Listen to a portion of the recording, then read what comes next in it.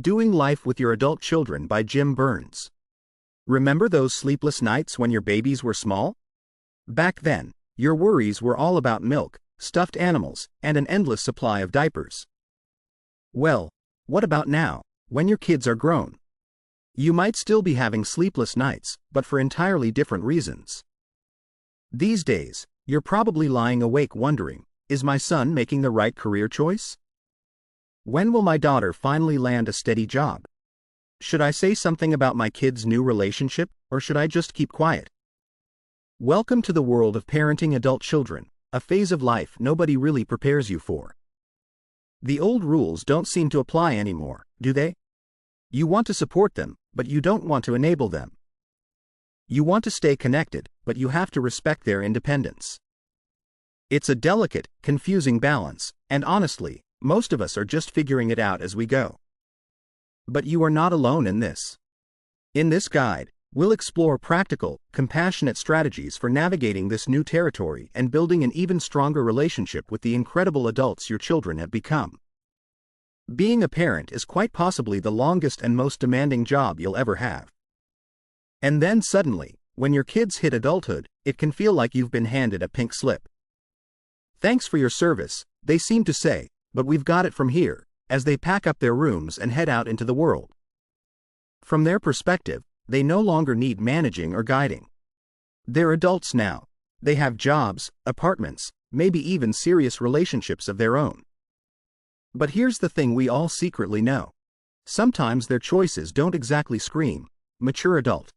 The challenge becomes figuring out how to navigate this new dynamic where you're still their parent, but your role and your influence have shifted dramatically. So let's reframe it. You haven't been fired, but your job description has fundamentally changed. So what does this new role look like? Well, it starts with accepting that your kids now make their own decisions and set their own schedules. Your parenting has naturally evolved from that intensive, hands-on experience to something more intermittent and distant. The key is learning to be an encourager without crossing the line into being an intruder. Part of your new role is also to embrace what the author calls serious fun. This means creating meaningful experiences together that acknowledge your adult child's independence while still celebrating your unique bond. Think of dinner conversations where you genuinely want to hear their perspectives, not just offer your own. Think of adventures you plan together as equals, or shared hobbies where you're both learning something new. This is your chance to build shared, joyful experiences where your kids are still unmistakably your kids, but they're also these fascinating, fun adults you genuinely enjoy spending time with. The beautiful truth is this: what endures isn't the material things you provide for them. It's the foundation of love and confidence you've built together. Your legacy isn't found in the rules you enforced. It's in the unwavering belief you instilled in them that they are capable, worthy, and deeply loved. As the parent of an adult child, you've probably figured out that there are times to offer advice and times to bite your tongue. But putting that theory into practice? That can feel like navigating a minefield. Your well-intentioned suggestions are often met with hurt looks or defensive replies, leaving you feeling stung and confused. Here's a reality check that might help. When advice to your adult children is unsolicited, it is almost always received as criticism. Full stop. The problem is, keeping our mouths shut goes against every parental instinct we have. For over 2 decades, our automatic response was to offer guidance. We have opinions on everything from their career moves to their relationship choices, and it can be a genuine shock when we discover our kids not only see our advice as criticism but also aren't even asking for it in the first place. So how do you navigate this? Here are 4 approaches that can help. First, trust that experience will teach them far better than your words ever could. Sometimes, the most powerful thing you can do is step back and watch them figure things out on their own. Even when they stumble, they are building a confidence that your guidance simply can't provide. Second, think of yourself as a mentor, not a manager. Instead of telling your kid what to do, share your own experiences and let them draw their own conclusions. Saying something like, "When I was in a similar situation, I found that," opens doors that an order like, "You should," tends to slam shut. Third, have conversations, not lectures. Ask open-ended questions and then truly listen. How are you feeling about that decision? Or, what's your biggest concern right now? This invites them to share their world with you, rather than putting them on the defensive. And finally, default to giving grace. Remember that they're still figuring things out, just like you were at their age. When they make choices you wouldn't make, trust that they're learning their own lessons in their own time. Your job now is to love them through it, not to fix it for them.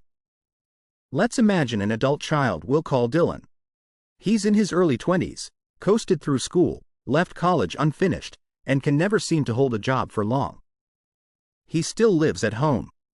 Now picture his parents, Dave and Linda. They're at their wits' end. They've lectured Dylan about hard work and financial independence. Why isn't he getting the message? Well, let's not look at what Dave and Linda say, but at what they do. Dylan doesn't pay rent. He's still on the family phone plan. His parents do his laundry and cook him dinner every night. Why would Dylan want to grow up? Life is pretty sweet. Dave and Linda aren't helping Dylan, they're enabling him. Enabling is behavior that shields people from the full consequences of their choices.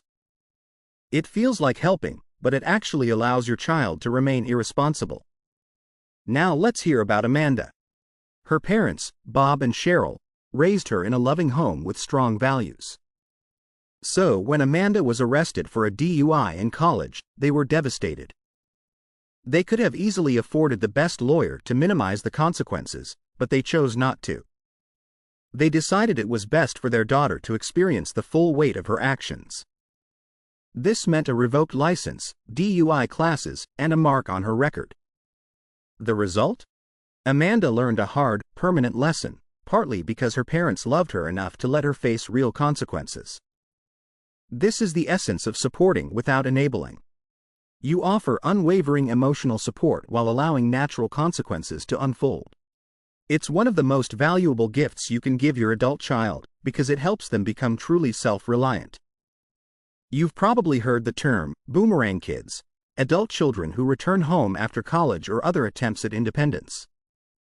For many valid reasons, from student debt to high housing costs, young adults sometimes need a temporary landing pad. Yet this arrangement can create a confusing mix of issues. Picture this: it's midnight, and your adult child isn't home yet. You're lying awake, that familiar parental panic setting in. But from their perspective, they didn't have a curfew in their own apartment, so why should they have one now? You're getting frustrated, while they genuinely can't understand why you're freaking out. Quote, "The truth is, old habits die hard. When kids move back home, many parents rediscover their so-called need for control. Sometimes we refuse to let go not because our kids need us, but because we need to be needed. This creates a cycle where we encourage dependency at the expense of our children's growth. Breaking this cycle requires stepping back. It means having honest, upfront conversations about expectations. What does contributing to the household look like? What expenses are they responsible for? This isn't about being punitive. It's about creating a clear agreement that respects everyone. Creating a written contract can be an incredibly helpful tool to keep everyone on the same page. The goal isn't to make their lives harder, but to help them develop the skills and confidence they'll need when they do leave home for good. There's an old expression: small kids, small problems; big kids, big problems. A scraped knee is easy to fix. But what do you do when your adult child makes choices that go against everything you've taught them and break your heart? Navigating these waters requires a delicate balance of love and boundaries. Sometimes, you need to offer tough love. This might mean refusing to let a child struggling with addiction move back home until they get treatment, or declining to bail your son out of yet another financial crisis. The goal isn't to be cruel. It's to stop enabling destructive patterns. When you absorb the consequences your child should be experiencing, you're robbing them of the opportunity to learn and change. Their crisis does not automatically have to become your crisis. Another crucial strategy is to avoid the one-topic parent trap. This is when every conversation becomes about their poor choices. When you do this, you risk reducing your entire relationship to their biggest problem. Instead, make space for other conversations. Ask about their friends, their hobbies. Show interest in who they are beyond their struggles. That person is still in there. And most importantly, find support for yourself. This isn't something you should handle alone. Whether it's a trusted friend, a support group, or a professional counselor, having people in your corner makes all the difference. Remember this critical distinction. Showing love does not equal showing approval. You can maintain your relationship even when you disagree with their choices. Attending the wedding of your child to someone you have concerns about sends the message that your love for them is unconditional. This matters. Because when your child eventually recognizes they need to make changes, they'll be far more likely to turn to you for support if they know you never abandoned them. There's a story about a young man who asked a successful businessman, "What's the secret to becoming financially responsible?" The businessman replied, "Good decisions." The young man asked, "But how do I learn to make good decisions?" "Experience," came the answer. "And how do I get experience?" The businessman chuckled and said, "Bad decisions." This captures exactly how most of us learn to handle money, through trial and error. Yet many well-meaning parents prevent their adult children from gaining this crucial experience. More than 75% of parents provide financial assistance to their adult kids. But sometimes, the most loving thing you can do is say no. Cutting off financial support might feel harsh, but it could be the very thing that helps your child achieve true financial responsibility. If you're ready to make a change, 2 strategies can make all the difference. First, create a clear and transparent exit plan. Your child should know exactly what you will and won't pay for, and when that support will end. It's unfair to suddenly pull the financial rug out without warning. Second, actively teach independence through hands-on experience. This can start early, by having teenagers help with family bills or balance checkbooks. The goal is always self-sufficiency. Continuing to provide financial support to an adult child making poor choices often means you're inadvertently funding those very choices. Teaching financial independence isn't just about money, it's about helping your child build the confidence and skills they need to create a successful life on their own terms. The main takeaway from doing life with your adult children is that this new phase of parenting requires a fundamental shift. Your role evolves from a hands-on manager to a supportive mentor who sets clear boundaries without enabling destructive behavior. The key is to love your children unconditionally while allowing them to experience the natural consequences of their choices. This is what ultimately helps them develop the genuine independence, responsibility, and resilience they need to thrive.